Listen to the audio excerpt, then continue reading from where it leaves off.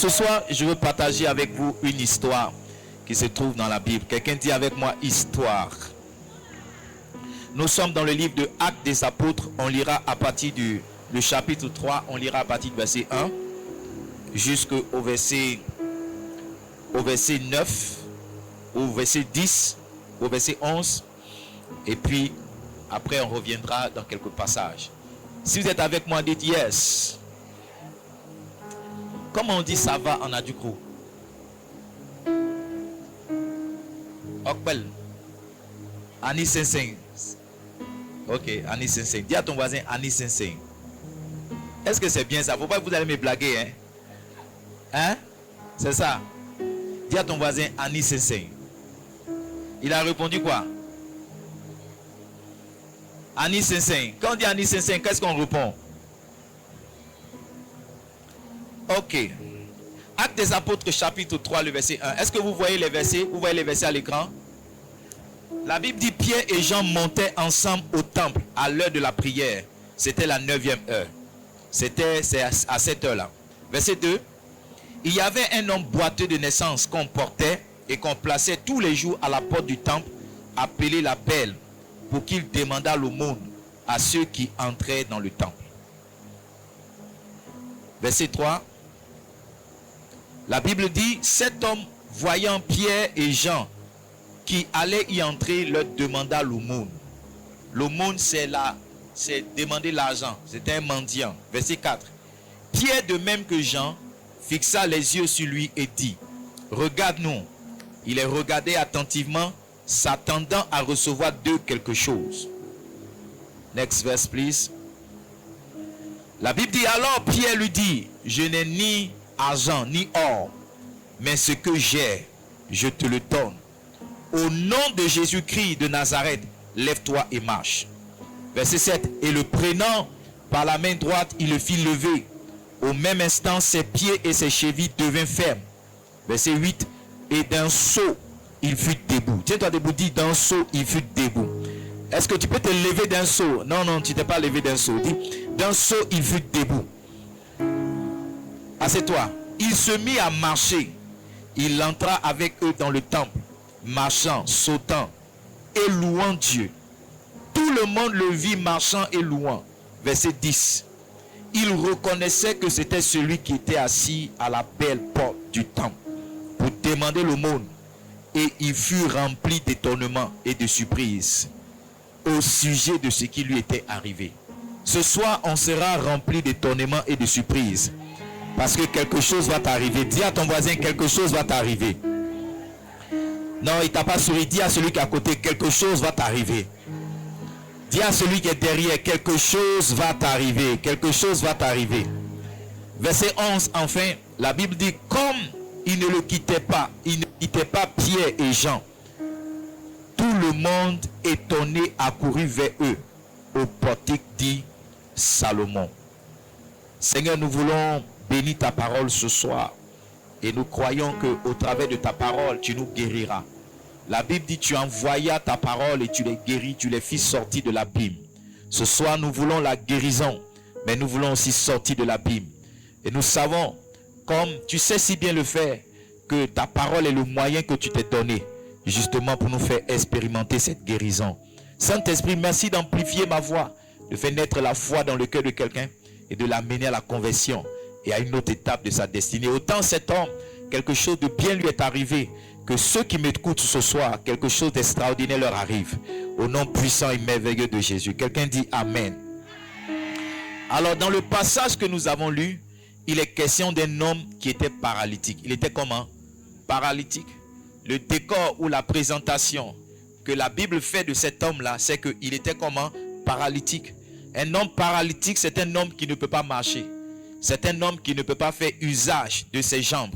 C'est un homme qui est handicapé. Donc, il y a certaines parties de son corps qui ne fonctionnent pas. Alléluia. Pour quelqu'un, ça peut être physiquement comme le cas de cette personne. Mais pour quelqu'un d'autre, ça peut être spirituel. Tu peux être handicapé sur le plan spirituel. Ça veut dire que certaines parties de ta vie peuvent ne pas marcher. Certaines parties de ton existence peuvent ne pas fonctionner. Tu peux ne pas utiliser ta vie ou jouir de ta vie comme C'était le cas pour cet homme qui ne pouvait pas, par exemple, jouir ou utiliser ses jambes. Quelqu'un peut ne pas profiter de son existence comme il se doit.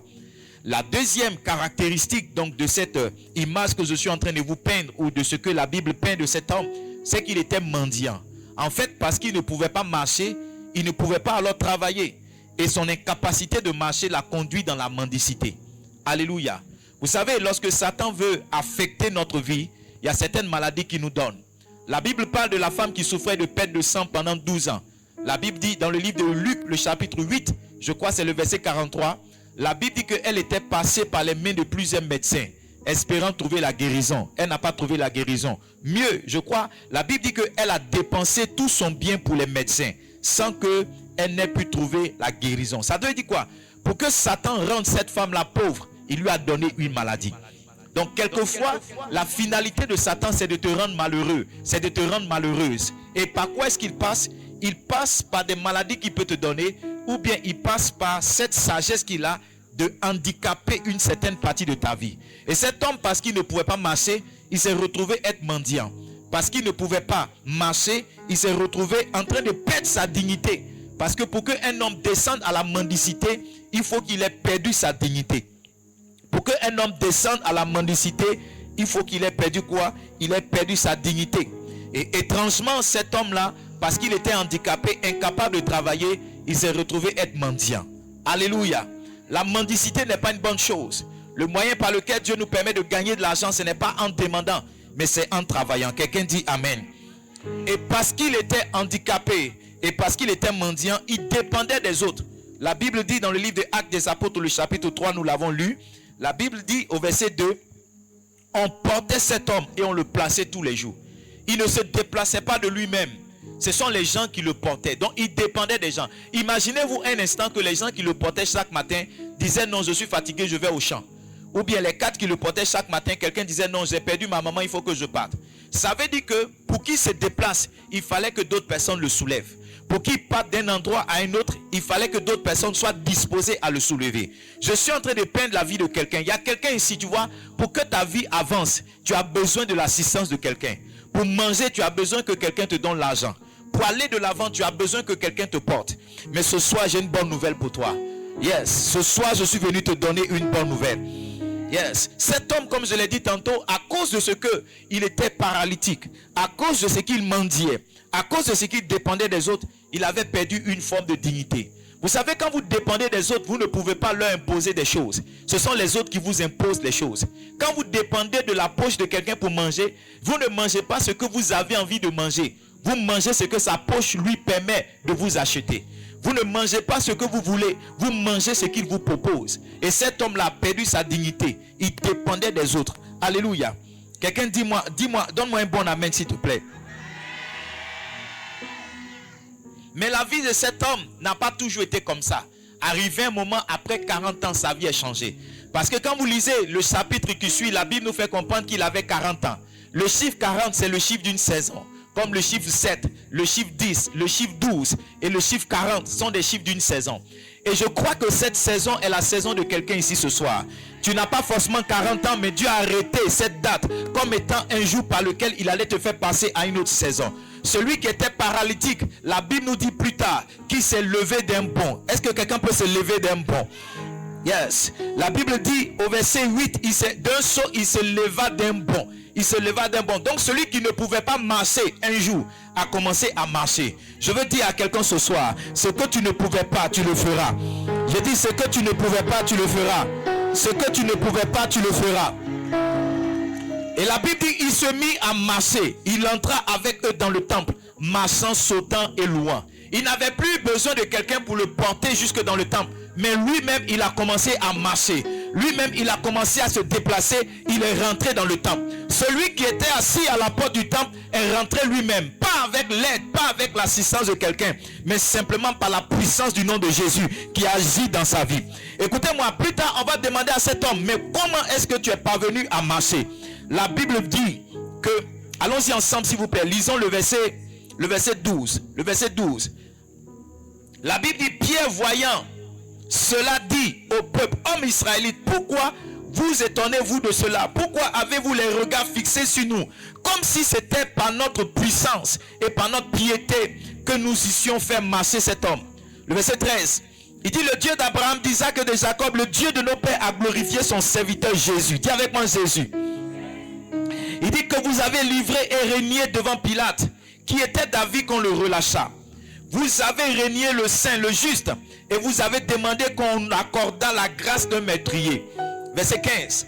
Vous avez fait mourir le prince de la vie, que Dieu a ressuscité des morts. Nous en sommes témoins. Regardez le verset 16. Il dit: c'est par la foi en son nom que son nom a raffermi celui que vous voyez et connaissez. C'est la foi en lui qui a donné à cet homme cette entière guérison en présence de vous. Donc, comment l'homme qui était paralytique avant s'est retrouvé maintenant capable de marcher? La Bible nous dit au verset 16, c'est la foi dans le nom du Seigneur Jésus qui a donné la puissance à cet homme de marcher. Ce n'était pas la puissance de Pierre, bien que Pierre lui ait demandé de marcher. Ce n'était pas la puissance de Jean, bien que Jean lui ait demandé de marcher. Mais c'est la puissance qui se trouve dans le nom du Seigneur Jésus. Écoutez-moi, ce soir je suis venu vous présenter le Seigneur Jésus-Christ de Nazareth. Pierre dit qu'il était un serviteur et que les hommes l'ont livré, ils l'ont régné devant Pilate. Pilate était d'accord qu'on puisse relâcher Jésus. Mais la Bible dit que lieu qu'on relâche Jésus, le peuple d'Israël a préféré la grâce de Barnabas. Barabbas le meurtrier. Donc ils ont choisi Barabbas, ils ont laissé Jésus aller à la croix. Et Pierre dit que lui-même il est témoin. Celui qui est mort, il a été ressuscité. Celui qui a été enterré, le tombeau n'a pas pu le garder. La Bible dit que 3 jours après, un ange est descendu du ciel. Il a roulé la pierre qui obstruait l'entrée du tombeau. Et celui qui était parmi les morts est sorti. Il est sorti vivant. Et l'apôtre Pierre dit: c'est la foi dans son nom qui a donné à cet homme-là de marcher. Alléluia. Écoutez-moi bien. Ce soir, je suis venu vous encourager à avoir foi dans le Seigneur Jésus-Christ de Nazareth. En Romains le chapitre 10 à partir du verset 9, il dit: celui qui confesse de sa bouche le Seigneur Jésus et qui croit dans son cœur que Dieu l'a ressuscité, c'est celui-là qui sera sauvé. Il dit: c'est en croyant du cœur qu'on parvient à la justice, et c'est en confessant de la bouche qu'on parvient au salut. Il n'y a pas de salut sans foi.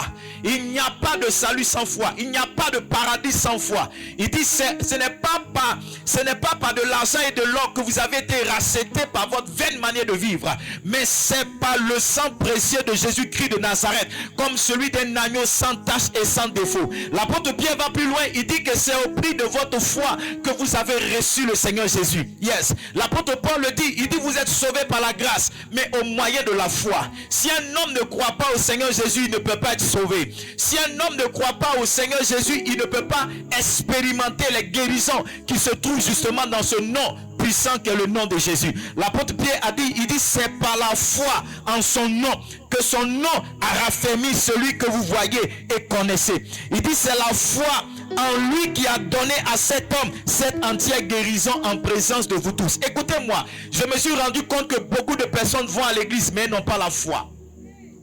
Et qu'est-ce qui crée ce manque de foi? Quelquefois c'est l'entourage. Vous savez, la Bible nous décrit, c'est pas la première fois que cela arrive dans la Bible. Dans le livre de Marc au chapitre 2, vous lisez le verset 1 jusqu'au verset 11. Vous allez vous rendre compte que là aussi il y avait un homme paralytique. La Bible dit qu'il était porté par 4 personnes. Et ces 4 personnes, en venant justement pour que Jésus puisse prier pour leur ami paralytique, ont trouvé beaucoup de personnes devant la maison. La Bible dit qu'elles sont montées sur le toit. Et elles ont fait passer leur ami par le toit pour que Jésus puisse les voir. Et la Bible dit que Jésus, voyant leur foi, dit au paralytique: lève-toi et marche. Alléluia. Je suis sûr que si les gens qui portaient ce monsieur-là avaient la foi, comme dans le livre de Marc chapitre 2, ils auraient fait quelque chose pour lui. Mais comme ils n'avaient pas la foi, ils le plaçaient là devant le temple pour qu'il puisse mendier. Écoutez-moi, si vous marchez avec des incrédules, leur incrédulité va vous affecter. Si vous marchez avec des féticheurs, leurs fétiches vont vous affecter. Si vous marchez avec des marabouts, leur maraboutage va vous affecter. La Bible dit dans le livre de Proverbes au chapitre 13 de verset 20, il dit: celui qui marche avec les sages devient sage. Alléluia. On devient comme ses amis. Bishop Dag nous l'a dit. Et les gens avec qui on est associé. Quelquefois les gens n'ont pas la foi parce que les gens qui marchent à côté d'eux-mêmes sont des gens de manque de foi. Si tu as la foi que tu veux faire quelque chose, ton ami qui n'a pas la foi va te décourager avec son langage. Il va te décourager avec sa peur. Il va te décourager avec sa crainte. Et je me suis rendu compte que les gens ne sont pas forcément dans les bonnes associations. Quelqu'un me donne un bon amen. Yes. La Bible dit, il y avait un homme boiteux et de naissance, Acte chapitre 3, le verset 2, qu'on portait. Ceux qui le portaient n'avaient pas foi. Parce que vous savez, s'ils avaient foi, ils l'auraient conduit chez le sacrificateur. S'ils avaient foi, au lieu de le déplacer, au lieu de le placer devant le temple, ils l'auraient fait rentrer dans le temple. Ils l'auraient amené dans le temple. Je suis sûr qu'ils auraient demandé une prière pour lui. Mais ils n'avaient pas la foi. Et leur incrédulité a affecté cet homme qui, au lieu de croire au Seigneur pour être sauvé, il s'est retrouvé être mendiant. Il s'est retrouvé être mendiant. Yes. Je me suis rendu compte que les gens ne croient pas au Seigneur Jésus. Vous savez pourquoi? Parce qu'ils ne vont pas en profondeur. Il y en a qui se contentent d'être des choristes à l'église. C'est une bonne chose de chanter pour Dieu. Il y en a qui se contentent d'être des prédicateurs. C'est une bonne chose de prêcher pour Dieu. Il y en a qui se contentent d'être des serviteurs à l'église. C'est une bonne chose. Mais écoutez-moi, si vous n'allez pas en profondeur avec Dieu, il y a certaines choses que vous n'expérimenterez pas. La Bible dit en Luc le chapitre 5, vous lisez à partir du verset 1 jusqu'au verset 11. Jésus enseignait au peuple devant le lac de Génézareth. La Bible dit, arrivé un moment, il a dit à Pierre, allons en eau profonde. C'est lorsqu'ils sont allés en eau profonde que sa prédication est devenue un miracle. Ceux qui ne connaissent pas la profondeur avec Dieu ne connaissent pas le miracle. Il y a des gens qui sont légers dans leur foi. Alléluia. Dimanche ils vont à l'église, mais en semaine ils font autre chose. Ils prient, c'est vrai, certaines prières, mais ils ne sont pas profonds. Ils prient 5 minutes, ils prient 2 minutes, mais sa vie chrétienne est fade. Sa vie chrétienne n'est pas véritable. Sa vie chrétienne n'est pas profonde. Qui tu lui demandes si tu connais Jésus, il va te dire oui, je connais Jésus, mais il n'a pas fait de rencontre avec le Seigneur Jésus. Écoute-moi, la rencontre avec une personne une seule fois ne suffit pas pour la connaître. Pour que tu connaisses quelqu'un, tu dois passer du temps avec lui longtemps. Tu dois être avec cette personne longtemps. Et ceux qui ne sont pas longtemps avec le Seigneur Jésus ne le connaissent pas. Ils savent que c'est bon, Jésus était un juif. Ils savent que bon, il est venu avec la parole de Dieu, c'est tout. Ce qu'on leur a appris à l'école du dimanche, c'est ce qu'ils savent. Ce qu'on leur a enseigné quand ils avaient 15 ans, c'est ce qu'ils savent. Mais eux-mêmes, ils n'ont pas la Bible pour méditer. Eux-mêmes, ils n'ont pas la parole de Dieu pour découvrir au travers de cette Bible qui est ce Dieu-là que nous servons. Qui est le Seigneur Jésus? Ils sont fades, ils ne sont pas des chrétiens profonds. Et parce qu'ils ne sont pas profonds, justement, cela traduit leur manque de foi. Dans le livre de Matthieu, Matthieu chapitre 13, la Bible nous parle de la parabole des semeurs. Et la Bible dit qu'il y avait 4 types de terre. Le premier type de terre, c'était la terre le long du chemin. La Bible dit que la semence qui est tombée là, les oiseaux sont venus l'ont prise. Le deuxième type de terre, c'était les terres pierreuses. La Bible dit qu'il y avait des rochers là. Et quand Jésus donne le sens de cette parabole, il dit ceux qui sont les terres pierreuses, c'est ceux qui reçoivent la parole avec joie. Mais quand vient la tribulation, parce qu'ils n'ont pas de profondeur, justement cette semence-là meurt. Il y a des gens qui vont à l'église mais n'ont pas de profondeur, et toute parole qu'on amène dans leur cœur ne peut pas durer. Ce soir, si je leur dis que le Seigneur guérit, ils vont dire oui, amen, ils vont sauter, mais quand ils vont rentrer à la maison, qu'ils vont être confrontés à leur réalité, à leurs difficultés, ils vont oublier cette parole. Ils n'ont pas de profondeur. Ce manque de profondeur fait que ta foi n'existe pas. Et laisse-moi te dire, si tu n'as pas de foi, le Seigneur peut absolument rien faire pour toi, parce que la Bible dit que le juste vivra par sa foi. C'est la foi d'un homme qui définit la qualité de vie qu'il a sur cette terre. À combien est-ce que tu peux croire au Seigneur Jésus? C'est ce qui va t'aider sur cette terre. Mais si tu ne crois pas, je ne peux rien faire pour toi. La Bible dit dans le livre de Marc au chapitre 6, lisez le verset 1 au verset 6. La Bible dit que Jésus lui-même s'est rendu dans sa terre, Nazareth. Quand il est arrivé là, au verset 6, la Bible dit qu'il ne put faire aucun miracle parce que les gens de Nazareth étaient incrédules. Dieu ne peut rien faire pour un homme qui ne croit pas. Dieu ne peut rien faire pour une femme qui ne croit pas. Dieu ne peut absolument rien faire pour un homme qui ne croit pas. Il dit quiconque invoquera le nom du Seigneur sera sauvé. Mais il dit comment sera-t-il sauvé s'ils n'ont pas cru? S'ils n'ont pas cru, il dit comment croiront-ils s'ils n'ont pas entendu parler? Nous sommes venus vous parler de Jésus pour que la foi naisse et qu'à partir de votre foi, le Seigneur Jésus puisse transformer votre vie. C'est bon d'appartenir à une dénomination. C'est bon d'appartenir à une église. C'est bon d'appartenir à une religion. Mais toutes ces choses-là sont vaines si dans le cas d'un homme, Dieu n'a pas trouvé sa foi. Parce que Dieu ne viendra pas parce que nous appartenons à telle dénomination ou telle église. Dieu viendra chercher ces enfants qui ont cru en lui. Ces enfants qui ont placé leur foi en lui. Ces enfants qui l'ont accepté, décidé de marcher avec lui. Est-ce que je peux vous choquer ce soir? L'église ne sauve pas. L'église ne sauve pas. L'église ne change pas la vie de quelqu'un. La seule personne qui change la vie d'un homme, c'est Jésus-Christ de Nazareth. Et pour que le changement arrive dans sa vie, il faut qu'il puisse placer sa foi dans le nom de Jésus-Christ de Nazareth. Oh yes. Oh yes. Je me suis rendu compte que les gens n'ont pas la foi. Vous savez pourquoi? Parce qu'ils finissent par accepter leurs problèmes comme étant la volonté de Dieu. Cet homme-là, C'est pas qu'il a marché une fois et puis après il a perdu l'usage de ses jambes. La Bible dit il est né paralytique. Il n'a jamais marché. Parce qu'il est né paralytique, il a accepté cette situation comme étant son sort. Il a accepté cette situation comme étant la volonté de Dieu. J'ai lu ma Bible et j'ai découvert que Dieu ne veut pas qu'on souffre. Non. Il dit, je connais les projets que j'ai formés pour vous. Il dit, ce sont des projets de bonheur. Yes. Afin de vous donner de l'avenir et de l'espérance. Dieu ne nous a pas créés pour qu'on souffre. Toute souffrance dans notre existence est un déficit ou bien une mauvaise compréhension de notre vie.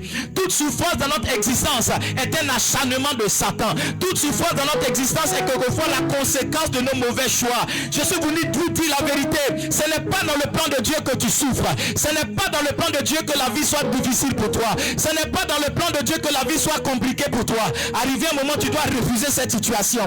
La femme qui perdait le sang, elle a perdu le sang un jour. Elle a perdu le sang 3 jours. Elle a perdu le sang une semaine, tout au plus pour une femme normale. Mais quand elle a vu que ça fait un mois, elle ne s'est pas assise sans rien faire. Elle a commencé à chercher la solution à travers différents médecins. Lorsqu'elle a vu que la médecine ne pouvait pas l'aider, la Bible dit qu'ayant entendu parler de Jésus, elle s'est dit en elle-même, si je puis toucher le pan de sa robe, je serai guéri. Elle n'est pas restée assise sans rien faire. Quand un homme croit au Seigneur Jésus, il ne s'assoit pas à la maison pour pleurer. Il cherche la solution. Quand une femme croit au Seigneur Jésus, elle ne s'assoit pas à la maison pour dire, oh, voici mon cas, voici mon sort. Non, elle se lève pour chercher la solution avec Dieu. Elle se lève dans la prière. Elle se lève dans l'intercession. Elle cherche un homme de Dieu à gauche. Elle cherche un homme de Dieu à droite. Elle cherche un médecin à gauche. Elle cherche un médecin à droite. Je suis venu dire à quelqu'un, tu ne dois pas accepter cette situation. Ce n'est pas la situation de Dieu. Tu ne dois pas accepter cette maladie. Ce n'est pas la maladie de Dieu. Il y a un mois environ, on avait une retraite avec les pasteurs de l'église. Et pendant que je me préparais pour la retraite, tout d'un coup, j'ai commencé à me sentir mal. J'ai commencé à trembler sur moi. Et pendant que je grelottais, j'ai dit à mon épouse, si tu peux parler à Satan, il faut lui dire, demain matin je vais prêcher. Dis-lui que demain matin, qu'il me fasse trembler, qu'il me mette demain matin, si on doit me soulever du lit pour m'envoyer dans la salle pour prêcher, je vais prêcher. Quand un homme à la foi, il n'accepte pas une situation malheureuse, il n'accepte pas une situation de maladie, il n'accepte pas une situation de pauvreté, il n'accepte pas une situation de difficulté. Non, il fait quelque chose pour que cette situation-là change. Cet homme-là au moins, il s'asseyait tous les matins devant la porte belle. Cet homme-là au moins, il tendait la main aux gens. Mais toi, qu'est-ce que tu fais?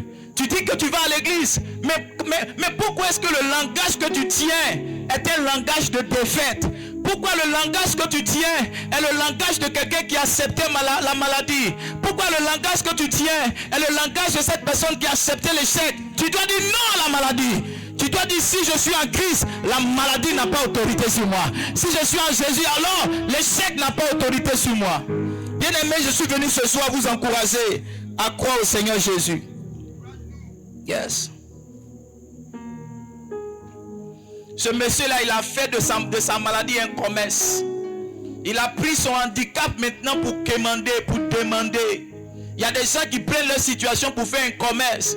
Oh, tu sais, j'ai perdu mon travail depuis 15 ans. Oui, tu as perdu ton travail. On compatit avec toi. Mais qu'est-ce que tu as fait? Tu es un homme de foi. Tu es une femme de foi. Comment est-ce que tu t'es battu pour que la situation change? Tu n'as absolument rien fait. Et cette situation-là est devenue pour toi une situation de mendicité. Aide-moi à dire, voisin, tu dois chercher la solution en Jésus. Je me suis rendu compte à l'église qu'il y a des gens qui n'ont pas la foi en Jésus. Vous savez pourquoi? Parce qu'ils ont placé leur foi dans autre chose. Parce qu'à la vérité, on ne peut pas partager sa foi. Tu ne peux pas prendre une moitié de ta foi pour mettre en Jésus et puis une autre moitié de ta foi pour placer dans la lagune. Ça ne marche pas. Tu ne peux pas placer une partie de ta foi à l'église et puis prendre l'autre là pour donner au marabout ou bien pour donner au féticheur. Ça ne marche pas comme ça. Tant que la foi n'est pas entière, le résultat ne se manifeste pas. La Bible dit que Dieu n'a jamais voulu partager sa gloire. Attends, Dieu va venir t'aider dans cette situation-là. Tu iras à l'église pour rendre gloire alors que tu as fait un sacrifice au bord de l'eau. Dieu va te sortir de cette situation. Tu iras à l'église pour danser. Alors qu'on sait qu'il y a quelqu'un fétiché avec un kaolé qui t'a lavé la nuit 7 fois. Non, Dieu ne partagera pas sa gloire. Aussi longtemps que ton regard n'est pas fixé sur Dieu, jamais il ne se manifestera pour toi. David a dit, je lève les yeux vers les montagnes, d'où me viendra les secours. Les gens n'ont pas la foi parce que les yeux ne sont pas levés vers les montagnes. Les yeux ne sont pas levés vers Dieu. Les yeux sont levés vers autre chose. La Bible dit dans le livre de Jérémie, Jérémie chapitre 17, le verset 5, il dit, maudit soit l'homme qui place sa confiance en l'homme. Maudit soit l'homme qui place. Il y a des gens qui ne croient pas en Jésus. Vous savez pourquoi? Parce qu'ils croient en leur oncle, ils croient en leur papa, ils croient en leur tonton. Si vous êtes un Ivoirien et que vous êtes vivant depuis plus de 20 ans, vous allez voir que chaque 10 ans, chaque 20 ans pratiquement, il y a des gens qui se croyaient invincibles, mais qui sont détrônés de leur trône. Il y a des gens qui se croyaient comme jamais on pourrait les arrêter, on pourrait les terrasser. Mais ils sont, écoutez-moi, c'est un échec, c'est une faute et c'est une erreur de placer sa confiance en un homme. Peu importe qui il est, peu importe qui il est, peu importe qui il est. Si Hérode n'a pas pu tuer l'enfant Jésus, je ne sais pas qui peut l'abattre. Les gens n'ont pas la foi parce que leur foi est ailleurs. Leur foi est dans les hommes. Leur foi est quelquefois dans des fétiches. Leur foi est quelquefois dans leurs âmes qu'ils ont.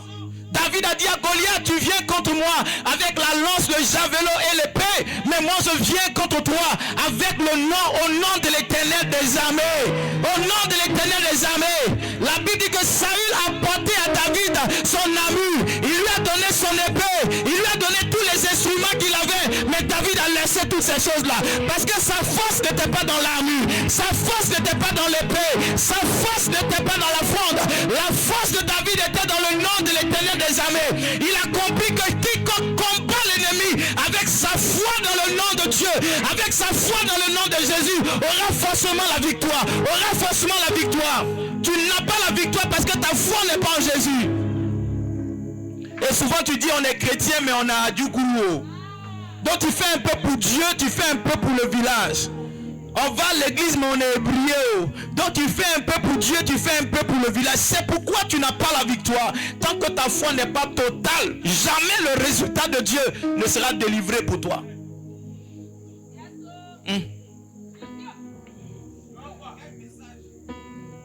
Nous mettons notre foi en Jésus-Christ de Nazareth. Nous avons décidé de placer notre foi dans le nom de Jésus-Christ de Nazareth. Parce que vous savez quoi? La foi convertit un besoin en une propriété. Quand quelqu'un manque de quelque chose, qui croit en Dieu, ce dont il manque là, ça devient une réalité pour lui. La foi transforme le rêve. La foi transforme l'espérance d'un homme en une réalité. Yes, quand tu crois dans le nom de Jésus, ce que tu espères dans le lieu secret, ça devient pour toi un jour une réalité. Il dit la foi est une démonstration des choses. La foi change une impossibilité en une possibilité. Ce que l'homme dit que ça ne peut pas arriver, Dieu peut le faire arriver. Ce que l'homme dit que ça ne peut pas exister, Dieu peut le faire exister.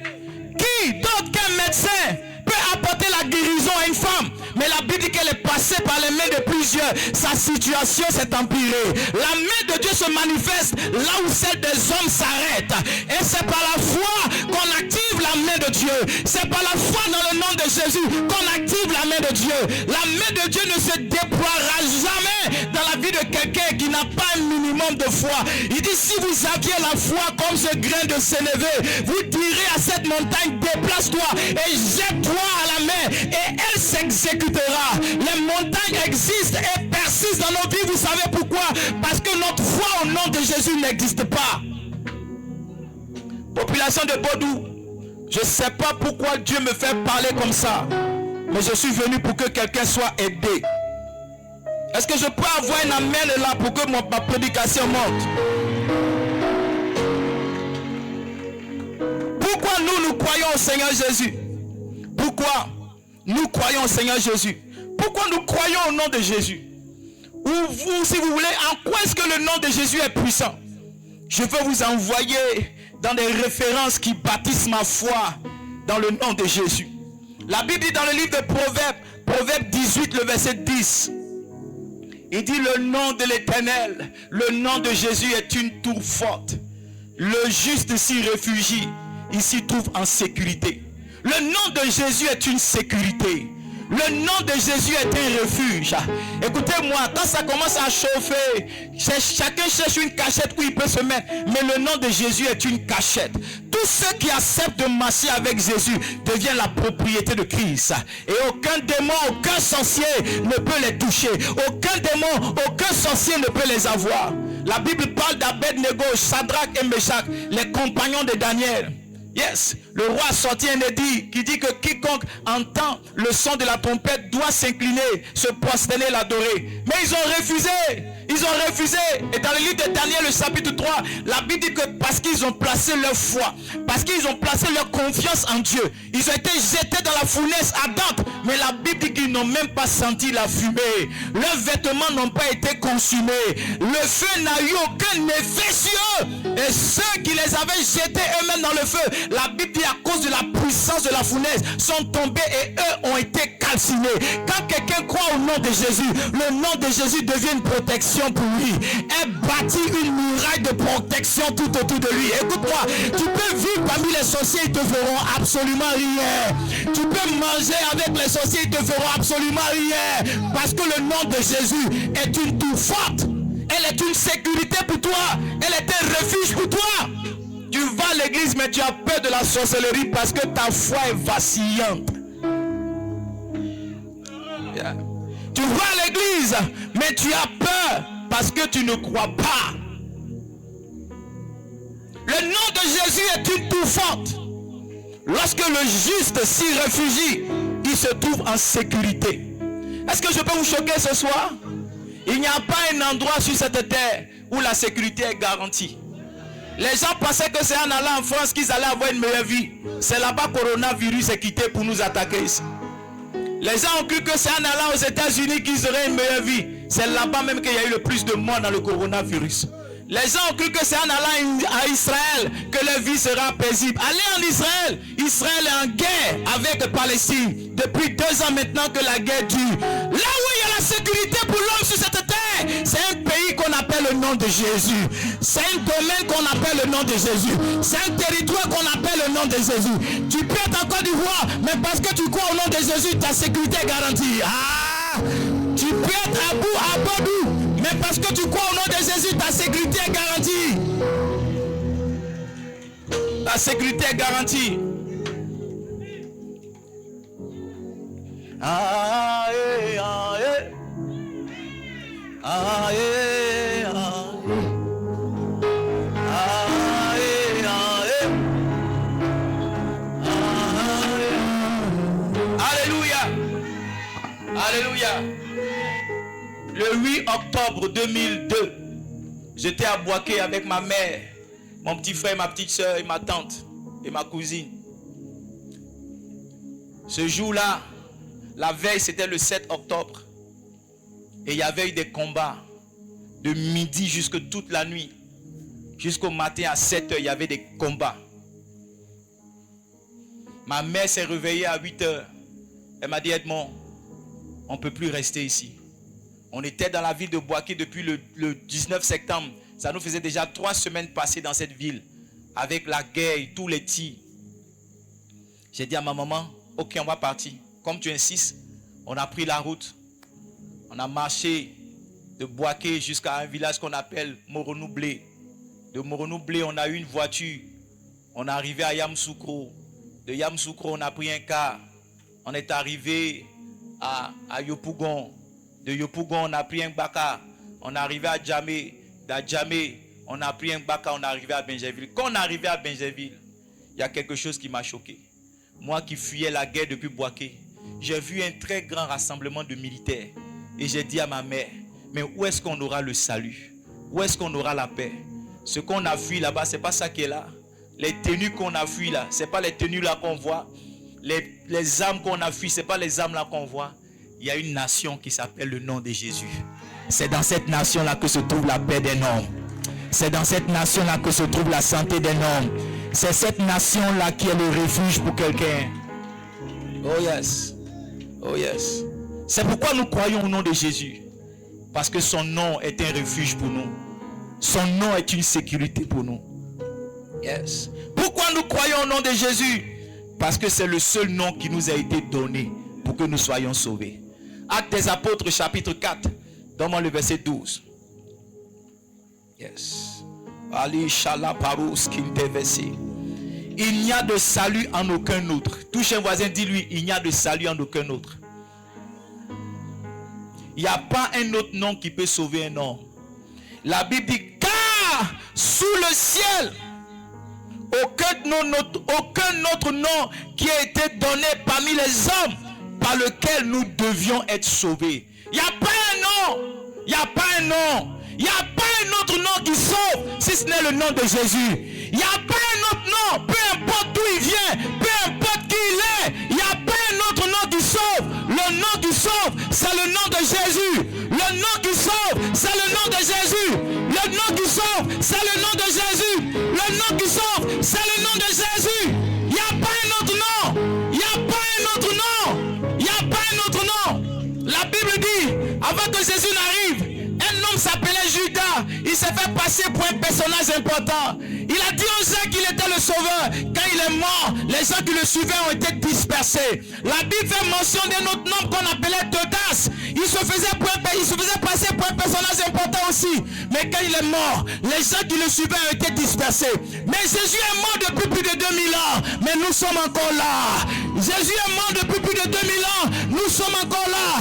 Et il n'est pas mort pour rester dans le tombeau. La Bible dit que 3 jours après, il a défié la mort. Il a pesé la mort. Il a pesé les ténèbres. Il a dit, vous êtes trop faibles.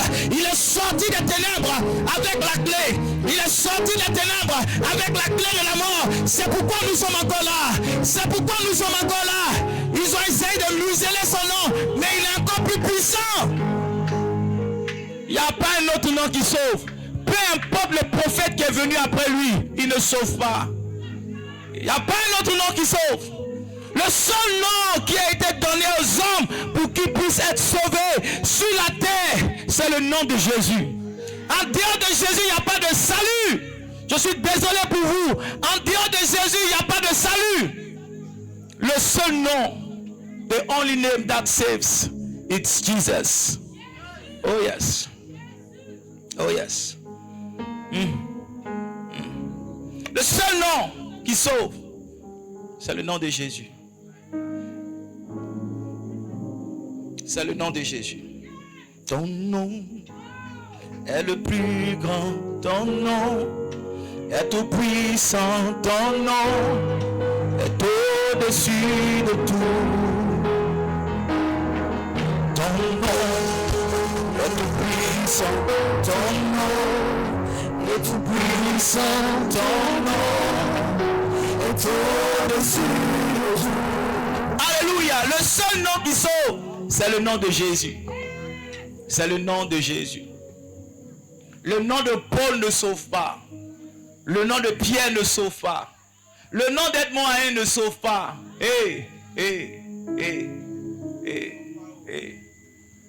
Yes. Je connais l'histoire dans un village. Un monsieur qui disait qu'il aimait sa femme. Sa femme est décédée.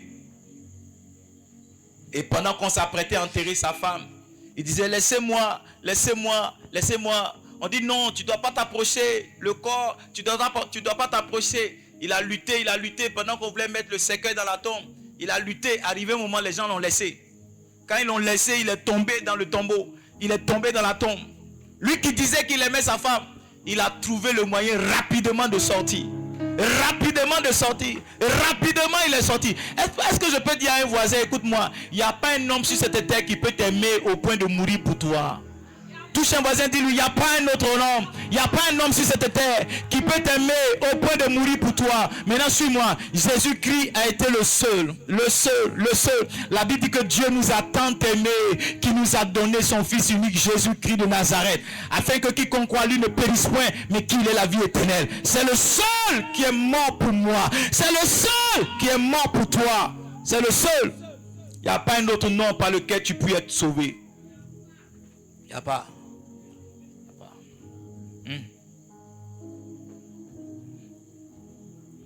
Pourquoi est-ce que nous plaçons notre foi au Seigneur Jésus? Nous plaçons notre foi, vous savez pourquoi? Parce qu'il est le nom qui est élevé au-dessus de tous les noms. Yes. La Bible dit dans le livre de Philippiens chapitre 2, le verset 5, il dit, ayez en vous les mêmes sentiments qui étaient dans le Seigneur Jésus-Christ. Yes. Verset 6, il dit, lequel existait en forme de Dieu, ne s'est point regardé comme étant égal avec Dieu. Au verset 6, il dit, mais il s'est dépouillé lui-même en prenant une forme de serviteur, en devenant semblable aux hommes, ayant paru comme un simple homme. Verset 8.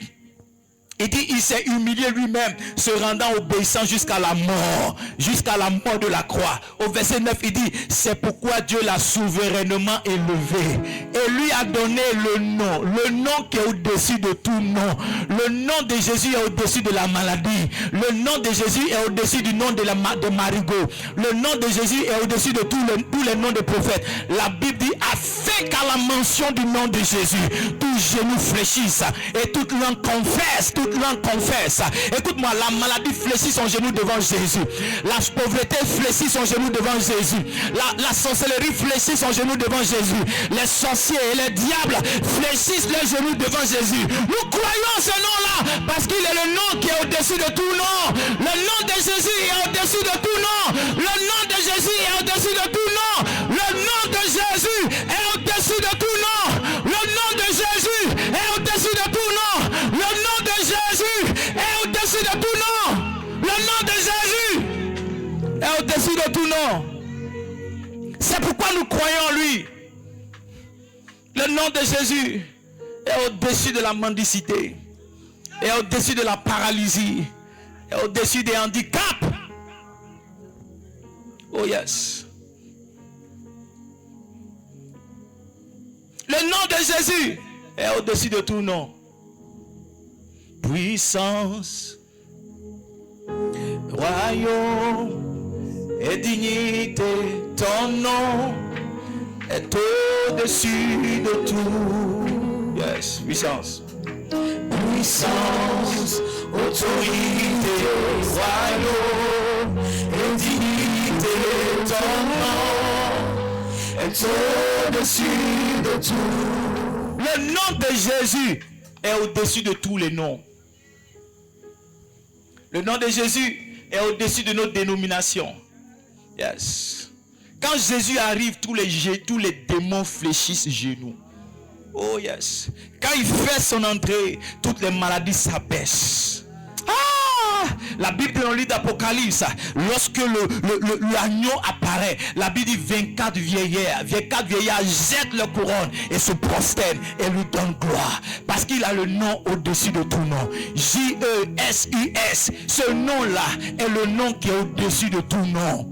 C'est pourquoi les hommes n'arrivent pas à le museler. C'est pourquoi les hommes n'arrivent pas à l'arrêter. Yes, il est le nom au-dessus de tout nom. Yes. Le nom au-dessus de tout nom. Pourquoi est-ce que nous mettons notre foi au nom de Jésus? Parce qu'il a le nom au-dessus de tout nom. Il est élevé au-dessus de tout. Toute langue confesse que Jésus est Seigneur, à la gloire de Dieu le Père. Oh yes. Pourquoi est-ce que nous croyons en ce nom-là? Parce que c'est en ce nom-là que nos prières sont exaucées. C'est en ce nom-là que nos prières sont exaucées. Dans le livre de Jean au chapitre 14, le verset 13 au verset 14, il dit ceci, il dit, et tout ce que vous demanderez en mon nom, je le ferai. C'est ce qu'on demande au nom de Jésus qui le fait. Il n'y a pas une prière qui finit par un et puis Dieu l'exauce. Il n'y a pas une prière qui finit par être moi et puis Dieu l'accomplit. Il dit, c'est ce que vous demandez à mon nom que je le fais. C'est ce que vous demandez à mon nom que je fais. C'est ce que je vous demandez à mon nom. Le nom de Jésus est la clé de l'exaucement. Le nom de Jésus est ce qui délivre la réponse de Dieu favorable à nos prières. Le nom de Jésus est ce qui ajouté à nos prières donne un cachet spécial au ciel. Le nom de Jésus est ce que le ciel entend. Le nom de Jésus est ce que les anges reçoivent. Le nom de Jésus est ce que Dieu entend. C'est le nom de Jésus qui permet au ciel d'apporter la réponse à nos prières. Le nom de Jésus est la clé de notre exaucement. C'est pourquoi nous croyons en lui. C'est pourquoi nous croyons en lui. C'est pourquoi nous croyons en lui. Le verset 14, donne-moi le verset 14. Le verset 14 dit, il dit, si vous demandez quelque chose à mon nom, je le ferai. Il n'y a pas le nom d'un prophète qui donne un exaucement. Non. Il n'y a pas le nom d'un homme qui donne un exaucement. Non. Le nom de Josué ne donne pas l'exaucement. Le nom de Moïse ne donne pas l'exaucement. Le nom d'Élie ne donne pas l'exaucement. Le nom de Jean-Baptiste ne donne pas l'exaucement. Hey, le nom qui amène la réponse favorable du ciel, c'est le nom de Jésus. C'est pourquoi nous croyons en lui. C'est pourquoi nous avons placé notre foi dans ce nom-là. C'est pourquoi nous avons placé notre foi dans ce nom. Oh yes. En Jean chapitre 15 verset 16, il dit, ce n'est pas vous qui m'avez choisi. Je vous ai choisi, je vous ai établi. Il dit, afin que vous alliez, que vous portez du fruit. Et puis il dit que votre fruit demeure. Afin que ce que vous demanderez au Père en mon nom, il vous le donne. Dieu donne à ses enfants ce qu'on demande au nom de Jésus. Pas au nom de Mahomet, pas au nom de Mohamed, pas au nom de Judas, pas au nom de Moïse, pas au nom d'Élie, pas au nom de Baé, pas au nom d'Assieta, pas au nom de Oumou, pas au nom d'Awa. C'est ce qu'on demande au nom de Jésus. Jésus, Jésus, dis avec moi Jésus, Jésus, Jésus, Jésus, Jésus, Jésus. Oh yes. Oh yes. Pourquoi est-ce que nous avons placé notre foi en Jésus? Parce que c'est son nom qui garantit l'exaucement de nos prières. En Jean chapitre 16, le verset 24, il dit jusqu'à présent, vous n'avez rien demandé en mon nom. Vous demandez au nom des marigots, vous demandez au nom des lagunes. Dans le village de mon père, ils ont deux génies là-bas. Il y a un qu'on appelle Nanois, il y a un qu'on appelle Awa. Les gens voient l'église dimanche, mais lundi tu les vois matin quand tu vas au travail, ils sont en train de parler aux génies. Dieu ne partage pas sa gloire. Si un homme n'a pas placé sa foi en lui, jamais il ne lui délivrera quelque chose du ciel. Écoute-moi, si c'est Satan qui te donne ta bénédiction, demain il viendra la prendre. Et il ne te donnera jamais une bénédiction sans contrepartie. Il a dit à Jésus, si tu t'inclines et m'adores, je te donnerai la gloire. Satan donne sa gloire à ceux qui sont ses esclaves. Satan donne sa gloire à ceux qui se prosternent et qui l'adorent. Hey, nous avons choisi d'être des adorateurs de Jésus. On a fait le choix d'être des adorateurs de Jésus. Oh yes. Oh yes. Oh yes. Verset 25. Il dit, je vous ai dit toutes choses en parabole. L'heure vient et je vous parlerai plus en parabole, mais où je vous parlerai ouvertement du Père. Au verset 26, il dit, en ce jour, vous demanderez en mon nom. Et je ne vous dis pas que je prierai le Père pour vous. Une fois, j'étais dans un Warren. Les enfants connaissent ce témoignage.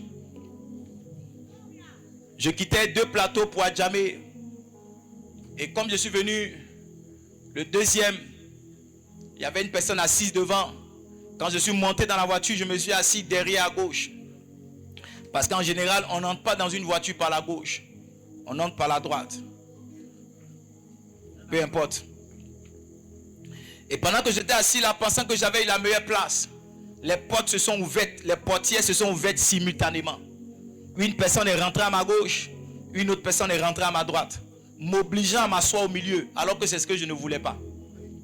Et pendant que nous avancions vers Adjamé, mon voisin de droite, c'était un homme d'un certain âge. Il a commencé à se plaindre de sa main. Il a dit, chauffeur, va vite, va vite, va vite, va vite, s'il te plaît, va vite, parce que je souffre ma main. Le chauffeur lui a posé la question, papa, est-ce que ce n'est pas ta tension? Il dit, je viens de la pharmacie comme ça, ils ont pris ma tension, ce n'est pas ma tension.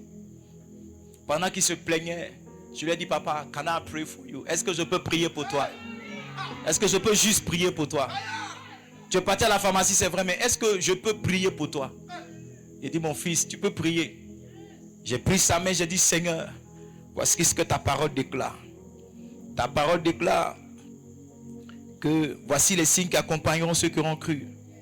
Yes. À mon nom, ils imposeront les mains aux malades et les malades seront guéris. Pourquoi nous croyons au nom de Jésus?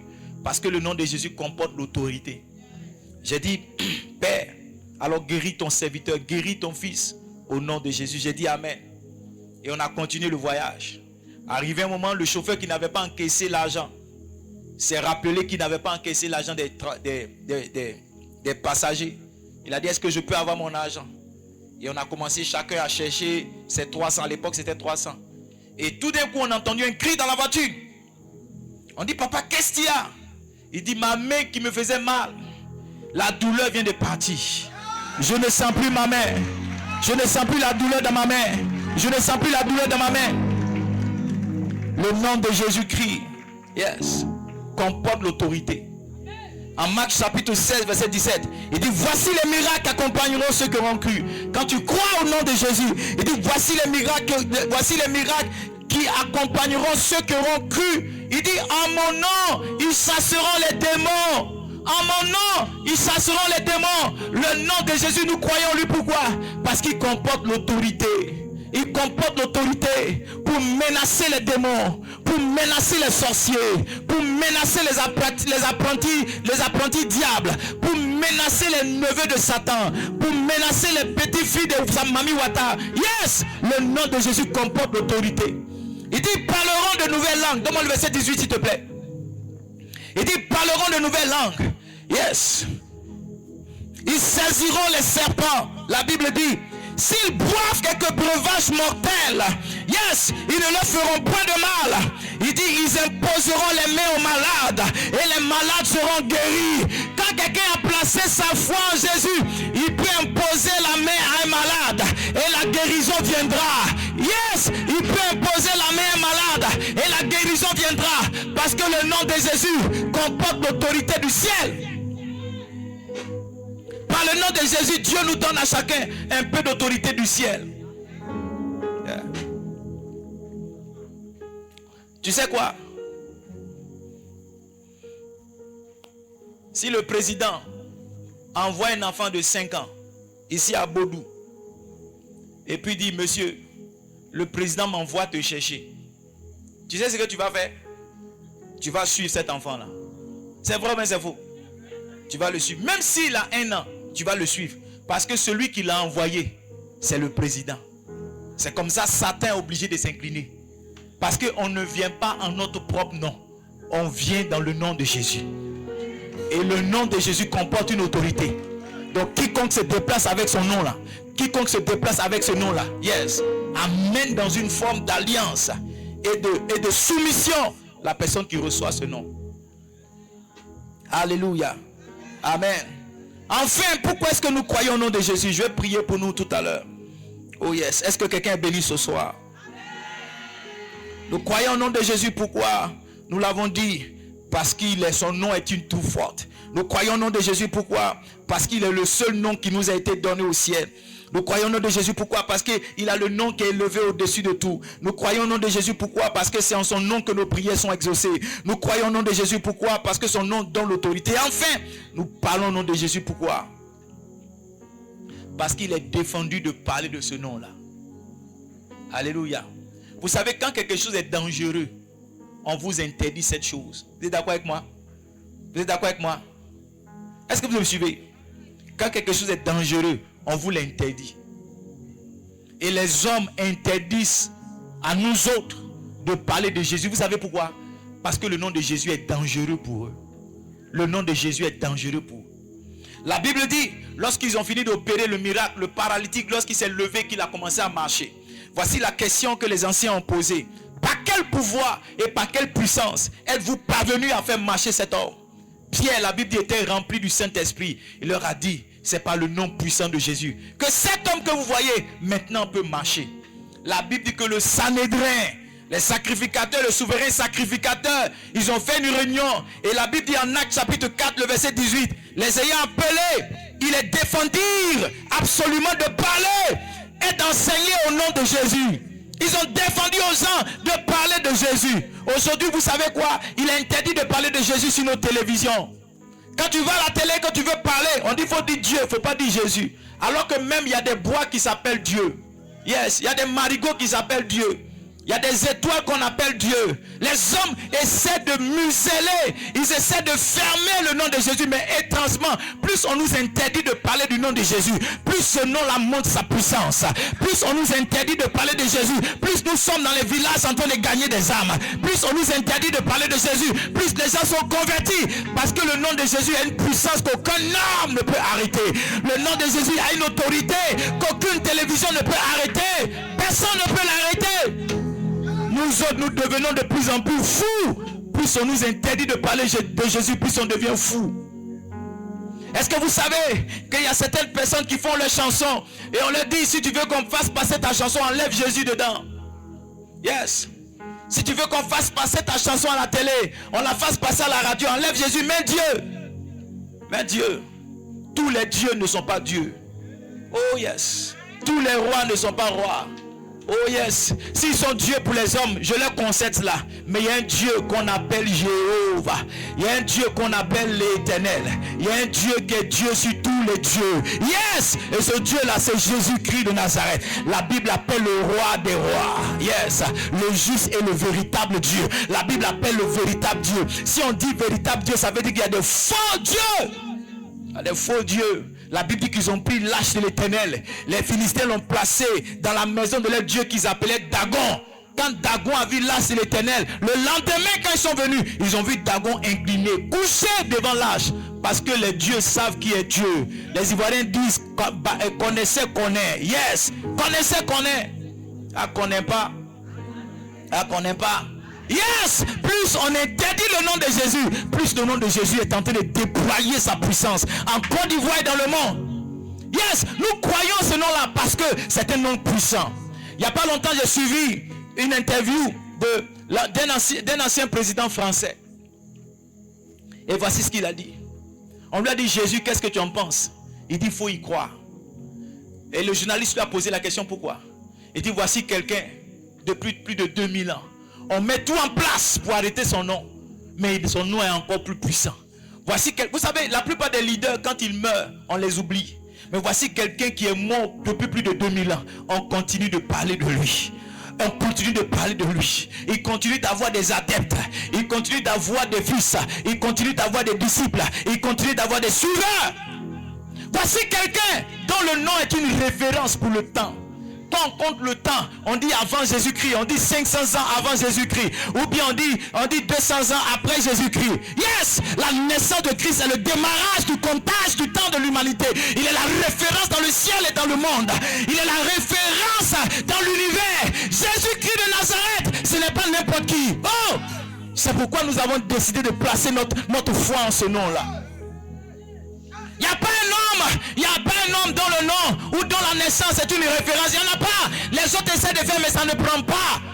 Que tu le veuilles, que tu ne le veuilles pas, le 25 décembre, c'est un jour férié. Parce que le roi des rois est né. Le roi des rois est né. Qu'il soit né ce jour-là ou pas. Mais les hommes ont décidé que ce jour-là, c'est le jour de sa naissance. Le monde s'arrête parce que le roi des rois est né.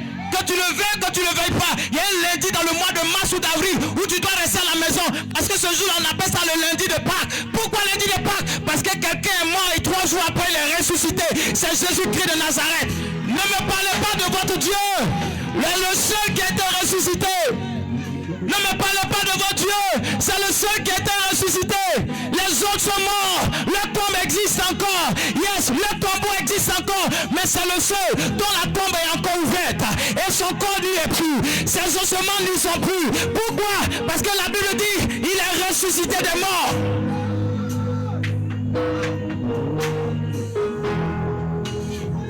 Ce soir, nous ne sommes pas venus présenter une église. Comment on s'appelle, ce n'est pas important. Comment je m'appelle, ça n'a pas d'importance. La seule chose qui a une importance ce soir, c'est Jésus-Christ de Nazareth. Il y a quelqu'un ici, peut-être que tu vas à l'église.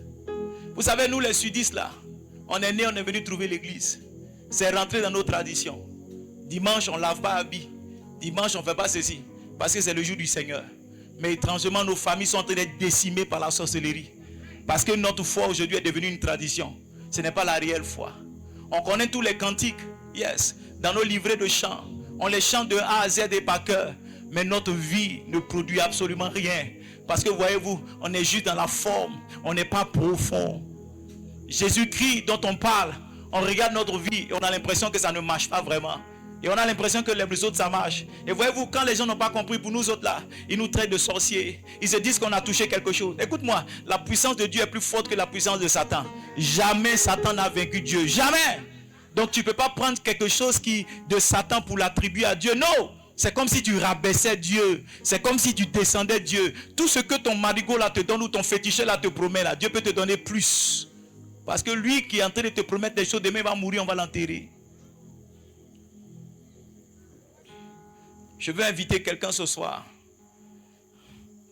à faire le pas.